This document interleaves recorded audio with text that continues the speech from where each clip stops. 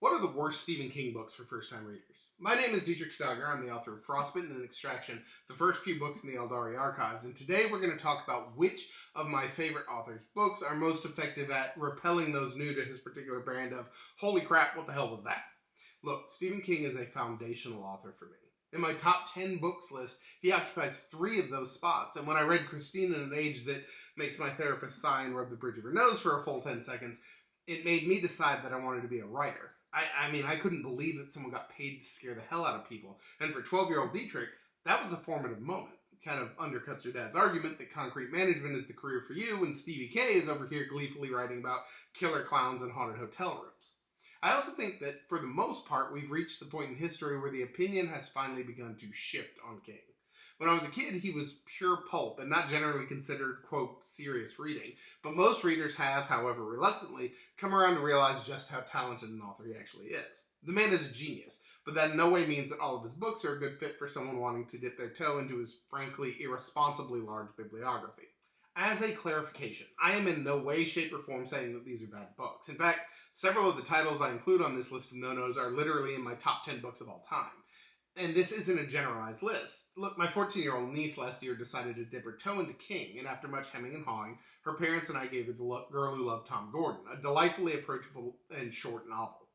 3 months later, she was sending me sketches of her favorite scenes from Misery and gleefully recounting the whole ankle-chopping scene on a road trip with her suitably horrified grandparents. I've never been prouder. Someone who's been gobbling horror for a long, long time will probably have a different starting point than someone who's making the jump from Legends and Lattes to, say, Cujo. This list is more meant to guide someone new to horror who understandably views the most famous living horror author in history as a good entry to the genre. And once again, I am not saying these are not good books, with several exceptions that I will indeed highlight. I'm saying that for various reasons, these books are not the right pick for beginners. So, with my ass properly covered, let's kick things off with... In his wonderful memoir/writing guide on writing, Stephen King admits that of all of his books, this is the one that he feels maybe, just maybe, he went a bit too far with. While Pet Sematary is a wonderful, beautifully written exploration of grief, it's unrelentingly bleak and features very detailed descriptions of violence against both animals and children. There are a few books on this list that I feel deserve a moment of, now before you read this, please keep in mind, but Pet Sematary might be the most egregious. That being said, it's a damn good book, so if you think the person seeking recommendations can handle it, game on. Just make sure you give them a heads up. In that same category lies the next book on this list. When my oldest daughter was 16, she decided that she wanted to give King a try. I gave her The Green Mile, she loved it. I gave her The Girl Who Loved Tom Gordon, and she loved it. Soon after, she announced to me that she was going to attempt to read It, knowing that it was one of my favorites. I warned her King was cranking the horror up to 11 in that book and breaking off the damn knob, but she plucked it off the shelf, sat down next to me, read the first chapter, promptly stood up, put it the hell back on the shelf, and never touched it again. It is an incredible book. It's one of my favorites of all time. It highlights 2 of King's gifts, writing children and writing believable friendships. In addition, the twin storylines taking place at different parts of the losers' lives are wonderfully well done. However, there are 3 major issues that keep this from being a good starter tome. First, the horror in this book is horroring in a truly delicious way. King pulls absolutely no punches, and given that a huge chunk of this book involves children being the victims of some truly disturbing violence, there are going to be those who just don't click with that. Next, while King is known for writing books that could easily be used to bludgeon an errant home invader to death, it really is a doorstopper of a book. I know several people who've taken one look and pointed out that they have jobs and families and have to live their lives and don't have time to pound through this absolute tome. And finally, the sewer scene. If you're unaware, it includes a scene between the children of the Losers gang that gets very uncomfortable very quickly. And after decades of reading King's collection, I still have no idea what the actual fuck he was thinking. It's truly bizarre. It doesn't fit with the rest of the story and will produce a strong reaction no matter how much they love the book. Next. King's first take on a post-apocalyptic story is yet another in the category of check that weight tolerance on your bookcase before you shelve this chunky boy. This story about the survivors of a superflu definitely hits a bit different after COVID, but that's not why I'd suggest steering clear. This book has some genuinely amazing moments, particularly the tunnel sequence. It's an absolute clinic on building and maintaining tension in the story. But for every great scene, there are 3 or 4 that just kind of meander. King is famously a pantser, an author that eschews the benefit of an outline, and instead plops himself at the keyboard and sees where the story takes him. And look, all the credit in the world to him for that approach. It's clearly working for him. But it does mean that momentum and endings are not really his strong suit, and both weaknesses are on full display in this book. The Stand also begins introducing King's idea of a mythology that kind of spans his books, but that's something that's never clicked for a lot of readers. Between the length and the inconsistency, I would be hesitant to hand this to someone new to the New England spookster, but probably not as hesitant as King's early work is delightfully pulpy and tends to be a lot more focused than his later work. This is definitely true of Cujo, a tremendously lean story about a mother and her son trapped in a car with a rabid St. Bernard outside.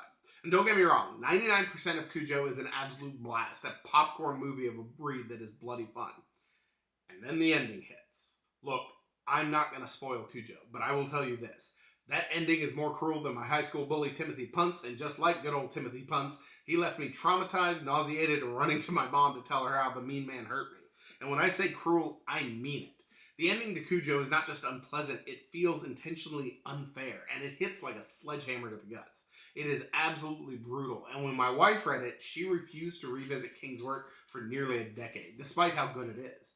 That's in direct opposition to, hey, remember when I said a few of the books on this list were just gonna be bad books? Enter Dreamcatcher, a book that includes a monster referred to as a shitweasel. Let me say that again, a shitweasel.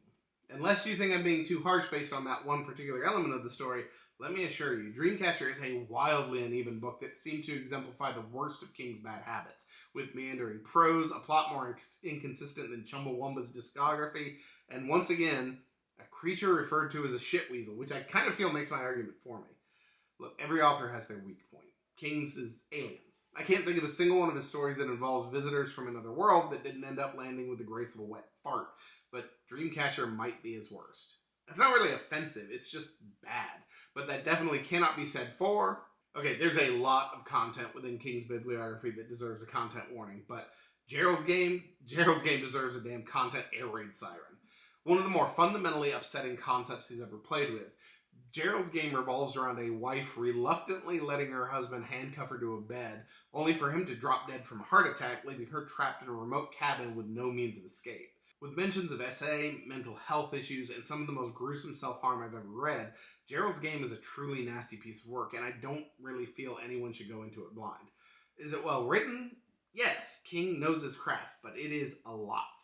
Next, The Talisman and Black House are tremendous books, but they were co-written with Peter Straub, and stylistically they're very, very different from a lot of King's other work. In addition, these lean fairly heavily into the shared universe that King put together, and I just don't think they work as well on their own as a lot of his other writing.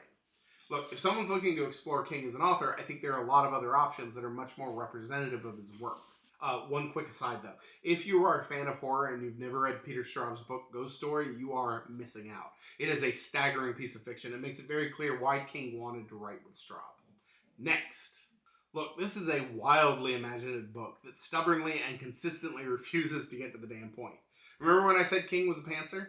This is probably one of the most glaring examples of why that may not always work for a reader. This exploration of a fantasy world is similar to The Wizard of Oz, but only if everyone was trying to murder everyone else, and instead of follow the yellow brick road, the song was go wherever the hell you want, what do I care? If you're looking for a great example of King as a world builder, this is a terrific place to go. But for many people, I think that the lack of focus will become a bit frustrating. And finally, I adore Stephen King. I think he's brilliant, but if you hand someone any of the Dark Tower books as their introduction to this writer, you may as well be entering a driver's ed student to the Daytona 500. It's going to end in tears and probably property damage. The Dark Tower books were a major gap in my King education for a very, very long time. I didn't really finish the series until I was well into my 40s. But I've tried over and over again, only to bounce off time and again before I finally finished them a few years ago. They're beautifully written, but King makes some very strange choices throughout that may or may not work with you, including a character in book 3 that manages to be both offensive as a racial stereotype and as a portrayal of mental illness, as well as the weirdest self-insert I've ever seen an author do. Does this series have high points? Absolutely. The first line of The Gunslinger may be one of the great opening lines in literary history, but it is a long and bumpy road after that, and definitely not what I would consider as a good starting point.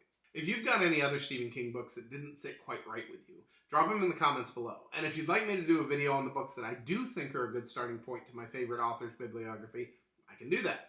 If you like this video, please let me know, and if you want to see more of this kind of content, why not give that subscription button a little poke? Unless you're Timmy Punts. You're probably still a butthead.